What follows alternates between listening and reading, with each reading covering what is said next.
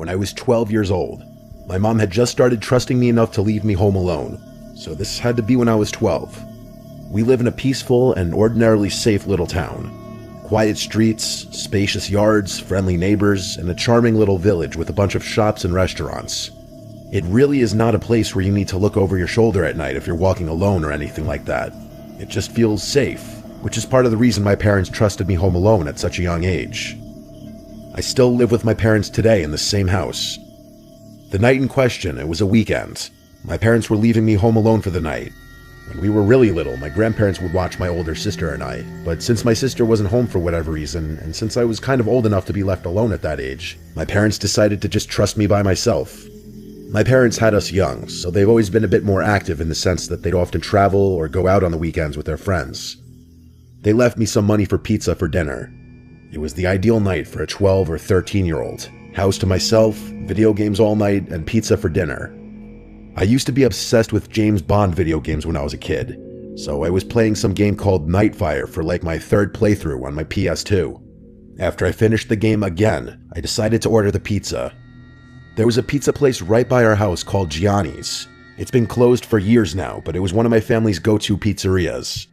I ordered a regular pie. At the age of 12, I could easily eat 3 slices by myself. My mom told me to wrap the leftover slices in tinfoil and put them in the fridge. I switched out discs for another video game in the meantime while I waited for the pizza, and when the doorbell finally rang, I hurried downstairs with the $20 bill my parents left me. My mom told me to tip $4. The pizza place was like 3 blocks away, so honestly, it wasn't a bad tip, especially for the time. The delivery driver was some 30-something-year-old looking guy, though he looked a little rough. Like, he had a really long and gross beard. He also wore glasses and was wearing a black trucker's hat. I gave him the 20 and asked for the specific change. As he handed me the box and counted the change, he looked up at me and then looked past me into the house and said, "You alone here?" I knew it was an odd, creepy question, and my parents taught me well about being wary of strangers. I said my parents are on their way home, a stupid answer in retrospect. I could have just said no, but I knew he was asking because first of all there were no cars in the driveway, and the fact that a kid was accepting the pizza at the door instead of an adult. After he handed me the change, I closed the door. I ate in the kitchen, probably had 3 slices, and then wrapped up the rest of them and put them in the fridge. I went back upstairs and played my other James Bond PS2 game, Agent Under Fire. I liked this one less than Nightfire, but it was still good. Hours go by of me playing. It was probably 11 o'clock when the doorbell rang. Naturally, thinking it was my parents, I rushed downstairs to the door. I said through the door, "Mom? Dad?" But an unfamiliar voice on the other side said, "Hey, I need help." They said they need to use a phone. I said, "Who is this?" And he repeated that he just needs to use a phone. I didn't want to peek through the window because, quite honestly, I was scared. I decided to go upstairs and ignore it. I knew from common sense alone that opening that door would be a horrible, horrible idea. I was walking up the stairs, which are directly in front of the front door, when the man outside banged on the door, and I heard him say, "Wait, please, I need help." What that meant was that he saw me. He was watching through the glass at the top of the door. I turned around, and though it was dark on the front porch, I could still see the outline of the man's head. Though I couldn't see his eyes, it was obvious that he was staring back at me. I ran upstairs and ran to my parents' room. The only house phone that was upstairs was in my parents' room, so I went to the phone immediately and called my mom's cell phone number. I didn't memorize my dad's number at that age. My mom picked up the phone, likely under the influence of a few glasses of wine, and then I told her that there's someone at the door asking to come in. This comment likely sobered her up instantly, as I remember her tone shifted dramatically, and she sounded much louder and more concerned. She asked me a few questions. Firstly, if I had answered the man or at all made him aware that I was home, and I told the truth and said yes. I asked who it was. My mom's tone grew more and more concerned. She asked me if for any reason someone knew I was there by myself, and I immediately thought of the pizza guy. I told her that the pizza guy asked if I were here alone, and around this time, the doorbell rang 2 more times. I told my mom in a panic, expressing that the guy would not leave. My mom told me to stay put in their room and keep the bedroom door locked. She said they were calling the police. My mom kept me on the line with her on her phone while they called the police using my dad's phone. They had to leave the restaurant they were in to go outside to better be able to communicate. It was a summer night. The windows were all cracked open to let some air into the house. and through my parents' window, I heard the gate on one side of the house leading to the backyard opening. It opened in a very discreet, gentle-sounding way. I told this to my mom, and she kept telling me to just stay quiet, stay in their room, and keep the lights off. I said quietly into the phone, "What if he tries getting in through the den window?" My mom would tell me to just stop talking and wait for the police. She would continue talking into the phone, feeding me updates from the police and their ETA, reminding me also to not talk. I was starting to calm down just a bit when I heard the unmistakable sound of footsteps downstairs. Footsteps of someone inside the house, wandering around. I whispered this in a panic to my mom, and I heard her scream something into the other phone to the police. Probably something along the lines of, "The man is inside the house, hurry up." My mom told me to hide under the bed and wait there. For my 12-year-old self, it was the most horrific, unreal moment of my life. The only thing keeping me feeling relatively protected was the tiny little lock on my parents' bedroom door. I heard footsteps coming up the stairs. The stairs are by my sister and I's bedroom down the hall. My parents' bedroom is further down. The footsteps faded for a few moments, I'm assuming as the intruder went into our bedrooms, searching. My mom told me the police would force their way in and to not move until they were inside.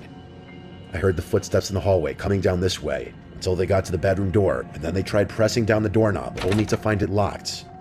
They tried a few times, as if that would somehow magically unlock the door. Then there was a light knocking on the door.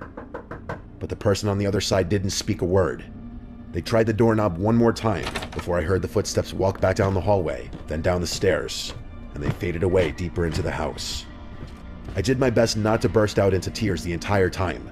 I didn't even whisper anything into the phone because I was too scared to make the slightest sound.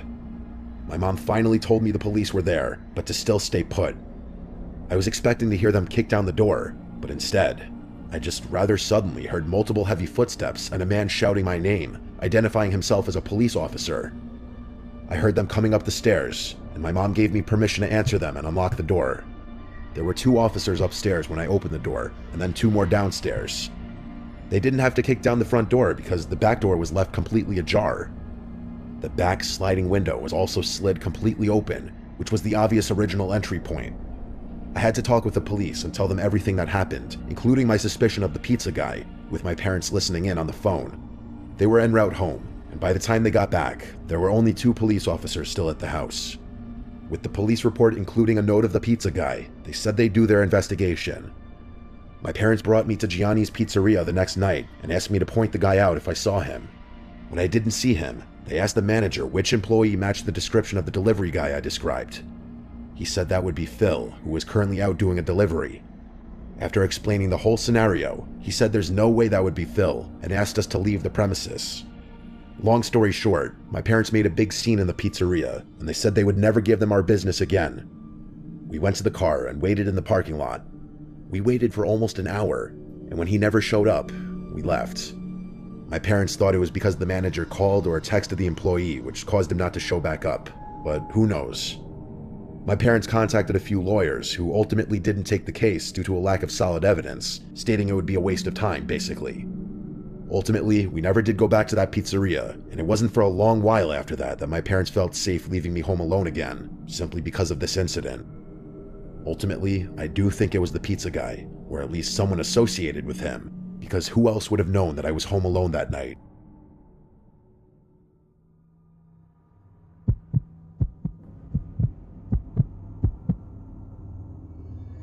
When I was a teenager, my parents and I moved from California to a secluded area in North Idaho. My parents had just retired and built their dream home deep in the backcountry. We had no neighbors in sight, just forest. Endless, dense forest that backed right up to national parklands and paper mill logging grounds. The house was massive, 2 stories, a gym, a full bar and pool room, and a legit movie theater set up in the basement. It felt like the kind of house people dream of. Remote, quiet, perfect. Or so it seemed. I was dating my high school girlfriend at the time. One night, while my parents were out on a date downtown, I invited her over to hang out and watch a movie. We were completely alone. I cracked open a beer. I was underage, but figured no one would care, and we headed down to the movie room to watch Gladiator. Everything started out normal, but somewhere around the midpoint of the movie, maybe close to midnight, something switched in me. Out of nowhere, I was overwhelmed with this fight or flight feeling.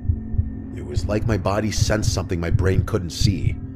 My heart was pounding, and I kept glancing at the uncovered windows behind us that looked out into the pitch-black woods. I didn't want to freak out my girlfriend, so I kept it to myself. In fact, things got a little heated between us during the movie, but the whole time, I couldn't shake the feeling that we were being watched. I didn't know from where, but I knew. After the movie ended, I walked her upstairs and out to her car. The house was dead quiet again. She drove off, and I turned to go back inside, when I remembered I'd left the bar, pool room, and movie room lights on. So I went back downstairs. I turned off the lights in the movie room first, then paused. My eyes drifted to the large window that looked into the backyard, and that's when I saw him. A man. He looked homeless. Wild hair, filthy clothes, but what froze me in place was his expression. He had the biggest, creepiest smile I've ever seen, with wide, staring eyes that looked absolutely deranged. And in his hand was a knife. He was gently tapping it on the glass over and over. At first, I thought I was hallucinating. I slowly backed away and went to the bar room to shut off the rest of the lights. That room has a sliding glass door that also faces the woods. I flipped the switch and watched in horror as the man calmly walked from the window to the door, still smiling, still staring. At this point, we were less than a foot apart, just the glass between us. He didn't try to get in. He didn't move at all. He just watched me. I went upstairs without a word. Right then, my parents were walking through the door. I told them I think I need to go to the psych ward or something. I swear I just saw a guy with a knife watching me outside. My mom went pale. My dad's eyes narrowed, and without a word, he went to the gun safe, grabbed his rifle, and stormed out to check the property. I asked my mom what was going on, and she said there have been a few break-ins in the area. A guy wandering through the woods trying to get into homes. The description you gave matches exactly. The police were called, but they didn't find anything. No signs of entry, no footprints, just cold, black woods.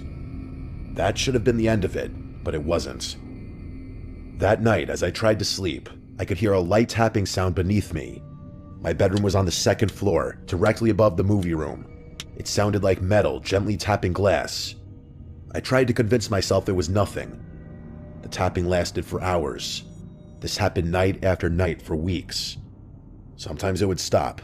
Sometimes I'd wake up at 3 a.m. and hear it faintly again. I even thought I heard footsteps on the roof one night. I checked the windows, but I never saw anyone. Still, I couldn't shake the feeling that I was being stalked, watched. Then winter came. My parents had to go out of town for a few days, but they were still nervous about what had happened. Before they left, they gave me a shotgun just in case. We also had a big Rottweiler, sweetest dog you'd ever meet and totally silent, unless something was really there. One night while I was home alone, I heard slow, crunching footsteps in the snow outside, heavy and deliberate. The dog stood up, ears perked, and began growling low and deep at the front door. Then barking, ferocious, loud, and non-stop. He only ever did that when he saw something real. I stayed silent. I didn't want whoever was out there to know I was home. I didn't move. Then came the knock. Slow, hollow, and taunting. I didn't answer. I slept with the shotgun next to me that night. Door locked, blinds drawn, dog at my feet. The next morning, I went outside and saw something that made my stomach drop. Footprints. Fresh, human footprints circled the entire house. They stopped at every single window, like someone was trying to look in, searching for me. I followed the prints around the property, and they eventually led into the forest. I followed them maybe half a mile before they started to zigzag, veer off, loop back, like whoever made them was trying to throw me off their trail. I turned back. Something told me it was a bad idea to keep going. That night, the tapping came back, louder this time. I knew it was him. I unlocked my door, grabbed my shotgun, and stepped onto the second-story deck. I flipped on the fog lights that illuminated the backyard. There he was.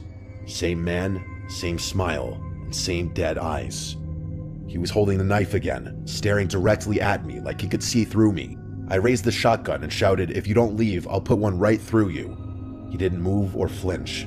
Just stared, unblinking, grinning. I fired a warning shot into the air, and that finally got a reaction. He staggered a bit, then slowly backed into the woods, still facing me. That's when I decided to unleash the dog. I sprinted downstairs, threw open the sliding door, and let him loose. He bolted into the forest like a black missile, barking and snarling. I'd never seen him that aggressive. He had a shock collar, so he couldn't go far, but I like to think he chased that guy off for good, because after that night, I never saw him again.